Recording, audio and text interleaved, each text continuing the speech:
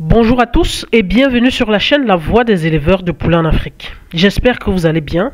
Aujourd'hui dans cette nouvelle vidéo, on va parler principalement des œufs des poules pondeuses.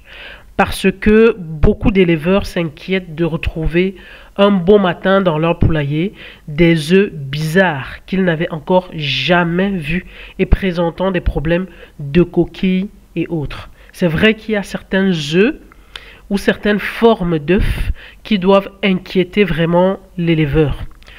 Donc dans cette vidéo, on va essayer de parler de ces différentes formes d'œufs. Donc la vidéo sera faite en 3 parties parce qu'il y en a plusieurs types d'œufs ou plusieurs formes d'œufs qui sont souvent signes de maladie et d'autres qui sont bien évidemment normales. Donc dans cette vidéo, on va essayer de donner des explications sur chaque type d'œuf qui pourrait peut-être vous inquiéter ou auquel vous ne devriez pas forcément vous inquiéter.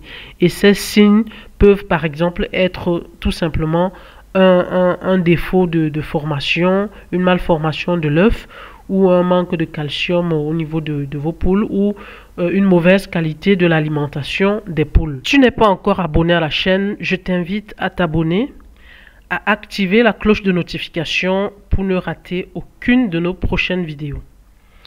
Alors, dans la première partie de cette vidéo, nous allons voir des œufs tachés de sang sur la coquille, l'œuf mal formé ou de forme irrégulière, la coquille d'œuf tachée ou mouchetée.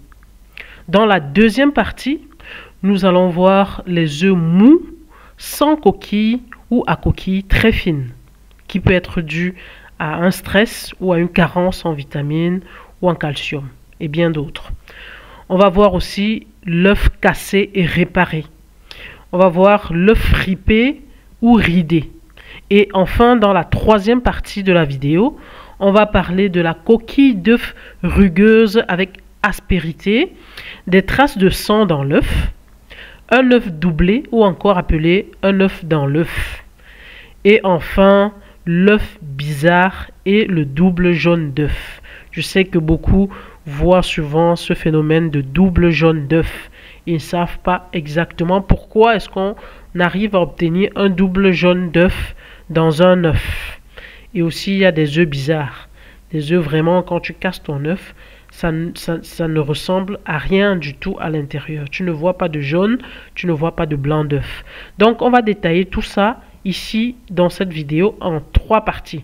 Donc, reste jusqu'à la fin de la vidéo pour ne rien rater. Et je t'invite aussi à regarder les prochaines parties de la vidéo pour être ainsi au courant de toutes les formes d'œufs et anticiper sur tes poules pondeuses si tu rencontres un phénomène de ce genre dans ton poulailler. Les œufs tachés de sang sur la coquille. Les œufs tachés de sang plus ou moins importantes sur la coquille se rencontrent le plus souvent chez les jeunes poulettes qui commencent à pondre. Ainsi, il peut arriver que des petites lésions internes soient à l'origine de ces saignements.